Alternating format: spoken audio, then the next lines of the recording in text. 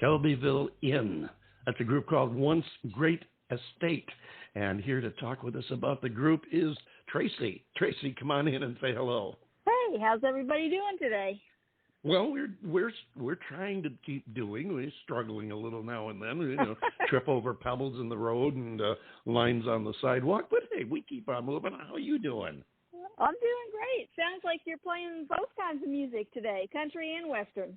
Yeah, a little bit. And I was really tripping out to listen to your music here. First off, I got to ask you, did you write this tune? I did. It's a song about my childhood. I spent a lot of summers in Shelbyville, Tennessee. Well, you answered my next question because I felt there was a backstory there, and I was going to ask you to tell us about the Shelbyville Inn, but you just did that. And neat song. I really like the sound that you've got there. Now, you guys haven't been together that long, have you? Oh, well, we got together in 2016, so we've been together Right. for a few years. Not like the Stones or anything. No. No, there are very few like the Stones. I'm not even sure I'm as old as the Stones, but that's another story. But, okay, so you started in Shelbyville, and now you're in Florida, right? No, I'm from Tallahassee, Florida, which is where I'm speaking to you from right now. I just spent some summers in Shelbyville. Ah, okay. Well, I guess I kind of assumed that when you said you spent your summers in Shelbyville, I just figured, well, you're from that area, and that's why you spent your summers there. But okay, you straightened me out there. Hey, even I'm not perfect. Come on now. I spent my summers in some places too, but that's a whole other story. So you guys have been together since 2016, give or take, and you are based out of North Florida, the Tallahassee area, right? Correct. We are from Tallahassee, Florida, which is the northern part of Florida. It's not the beachy Miami Right. area that most people think of when they think of Florida. We're more like South Georgia. Right, I gotcha. I'm familiar with that. I had a couple of tours of duty in Florida myself. I was in the Tampa area in radio for a few years, and then I was back down there earlier this century, back in the, what was it, John? What, about 2011 through maybe 13, somewhere along in that run? Yeah, something like that. 2010 to 2013 or 14, you were back again. Yeah, I spent a lot of time in Tampa, too. That's where my husband is from. I gotcha. John Bon Jovial, my right arm here and co-host, is down in the Naples area. John, jump in here and say hello to Tracy. Hey, Tracy, thank you so much for being with us. It is just great to have you on board today. Yeah, I'm a little bit further south of you. I'm down in Naples, which is like a whole different state from Tallahassee. Right, you're in the more beachy area. Yeah, I'm in the swamp. Okay. You're up there. You're up there in hill country. Correct. South Rolling Georgia. hills It's and, about right. And live oak trees. Yes. Oh, yeah. That's a real pretty hills. area up there. I love North Florida. Yes, it's beautiful. The natural beauty up there is very influential in our music. I'm not surprised. I was just surprised you mentioned hill country. They have hills in Florida. Did I miss something? When I was there, the only hill I knew of was the mountain at Disney World. Space Mountain? You didn't go north enough. They really have hills up there, huh? Yeah, here's a little bit of useless trivia for you. The highest point of elevation in the entire state of Florida is 300 feet above sea level, and that is in Lakeland, Florida. Well, I was close. Lakeland's on the way out to Orlando, which is where Disney is, so I did not know Sounds that. like you spent a lot of time in Disney. Well, no, actually, I didn't. I did go out there a few times. I did a great show out there back in, I don't know, what is it, 72, 73, 74, somewhere along in there, where we did Charlie Rich, and it was a great show. But that's a whole nother story. We're here to talk about you. Oh, wow. Tell us about the group. Well, now you got me thinking about Behind Closed Doors. So this was during the period when he did The Most Beautiful Girl in the World. Oh, okay. But another good one. Yes, same era. Heck of a nice guy.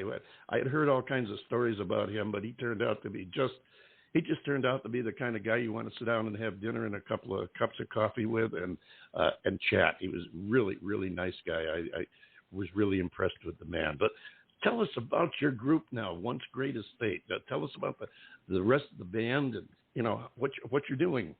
Well, there's 5 of us. We've got it's actually a whole band full of guitar players, but everybody was nice enough to agree to play an alternate instrument just so we could put the band together. Well, that's so a good we thing. actually have two yeah, we've got a couple of guitarists, a fiddle player, a mandolin player, and then a drummer and bass player. And for the song that you just played, that entire album, we had a phenomenal pedal steel player named John Grayboff, who played with he's played with Willie Nelson, and he plays in Ryan Adams' band. He's played with a lot of great people, so we were fortunate to have him on our album. Now he might have met our house band Titty Bingo that does our theme song, because they back up Willie on a lot of his tours. Oh, so they may have run into each probably. other. And I grew up. I'll tell you, I grew up in rock and roll, but I grew up loving pedal steel, and I still do. I always wanted to learn how to play one and never did. I always loved the sound of a steel guitar. It just reached inside me and grabbed same me. Here. Well, then you know what I mean. It's one of my favorite instruments. Not the easiest thing to play, but it's beautiful sounding. Oh, I bet it isn't. And like I said, I never got the chance, and so I never learned. But then I got off on my radio tinge, and I wanted to be a disc jockey, and I succeeded there, but never learned how to play the steel guitar. But you guys doing any touring? We're just starting to get back into doing live shows. We were kind of shut down for about a year and a half, and during that time, we used that time productively to record our album, and so we're just now starting to line up shows again for 2022. Well, that's a good thing, and I hope you have a successful road trip coming up. If you get down south the Naples way, Naples, Fort Myers, be sure and let us know, and I'll sick John Bon Jovial on you, and he'll go out and he'll sit there and probably make faces and clap and just do all kinds of embarrassing things. But that's the way we are. I would love to see you guys live. I think that'd be great. If you really make a trip, I'm out in the Tempe, Phoenix area, so keep that in mind. You get out this way, give me a shout, because I'd like to get out there and see you in person too. What else you got on the burner? What are you working on? I'm due for a trip out west, so I'll definitely let you know if I'm out your way. Well, I'll look forward but to that. We are working on our. We're writing songs for our next album, so we're just working on collecting a good group of new songs to record for the next album. Well, at the risk of sounding like I'm, hinting, which I would never do, I hope you get to hear the album when it comes out. Well, I appreciate that so much, and thank you for playing our song and for just letting me talk to you guys. Hey, our pleasure. Love having you here. It's what we do. We get to meet, at least vicariously online, we get to meet a lot of great artists that, they haven't made the A-team yet, but they're working on it. We've met some great people this way, like yourself, and we get to hear all these new groups that we've never heard of before.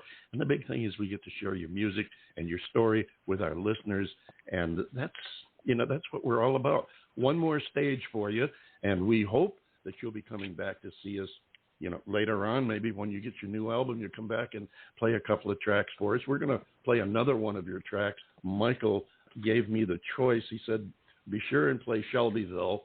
And then he said, pick any of the other ones you want. And we wound up picking up. I can't wait to see what you pick. Well, I'm going to tell you right now so that you can react. You can either say great or you can say, oh, no, don't play that track. The other track is Even the Undertaker. Fantastic. I thought so. I thought so. That's the title track, so. Great. I love that track. It's a great track. John, you're going to love it, too. Now, you've got a new album you're working on. Any idea when that'll be out? Probably not until early 2022. Oh, well, that's not that far away. I mean, we just opened the book on November. There's only one more month of 21, so that's not too far down the road. Yeah. Definitely want to keep in touch with you and hear about that. And since we're talking about keeping in touch, I usually say this just before we say goodbye, but I'm going to mention it now because it fit the train of conversation here. We have a lot of pages on social media, but one that we have is the groups page on Facebook, which is the David Bowers Awards. And if you go to that page, you can post your new music, your new releases, any appearances, anything you want to share with your fans and followers and your new fans, post it up there. You don't need to send me a press release or anything. You can post it directly to that page, and we will pick it up and share it on our other social media pages so that everybody gets to hear it. Keep that in mind. That's what that page is there for our guests and anybody in the music business, any indie artists that want to spread the word. Post up on our Facebook groups page, The David Bowers Awards. We'll pick it up and share it on our other social media, so you can kind of keep that in mind there. And I know John Bon Jovial is sitting there waving at me saying, give me a chance, let me in. Come on, talk to us. What you got, John? Okay. Well, the question that I have for you is, Tracy, is the makeup of Shelbyville Inn. Now, what Dave failed to mention is I never get to listen to the music until we actually go to air like we are now. So I see. He can get an immediate knee-jerk reaction, my knee-jerk reaction was, I'm very impressed. I really like it. Great production values. But the thing that really kind of jumped out to me is that you really do a very nice job of blending what I guess I would call new country or stadium country with the more traditional sounds of country music, from the 50s and the 60s with the use of the fiddle and that kind of thing.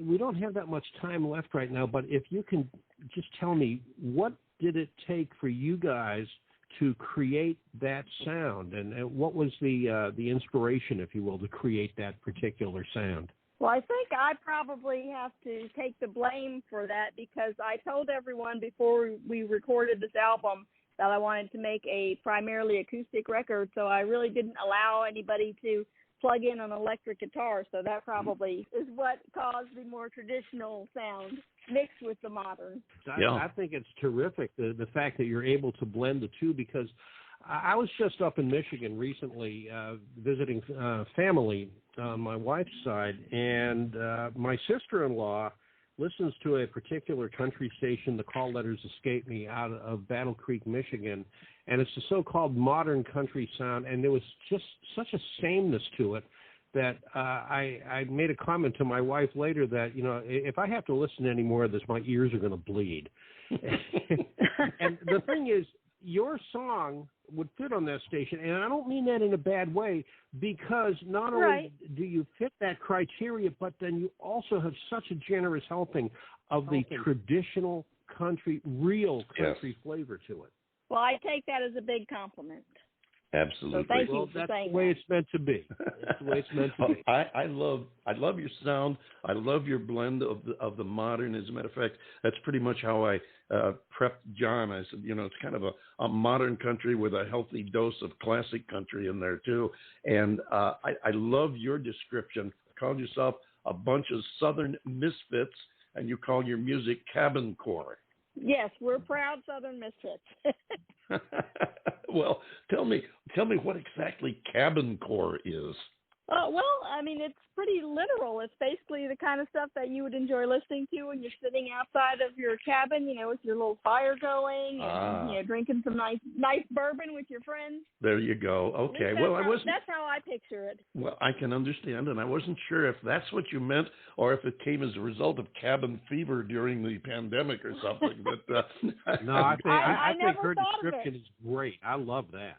Oh, really? I love the Southern misfits. I never thought of it the other way, but that's probably accurate as well. Well, hey, listen, whatever works. I like the sound. There's no question about that. And I have a hunch we've got some listeners that are going to like it, too. We're looking forward to it. Tell us a little bit before we let you go